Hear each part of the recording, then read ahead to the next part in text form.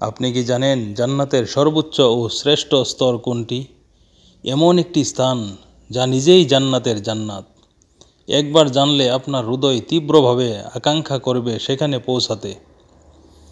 জান্নাতের সর্বোচ্চ স্তর হল ফেরদাউস, জান্নাতুল ফেরদাউস।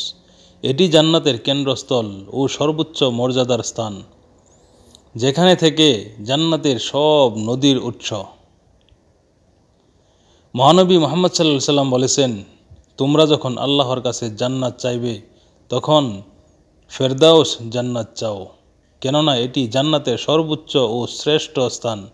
সহিহ বুখারী হাদিস 2790।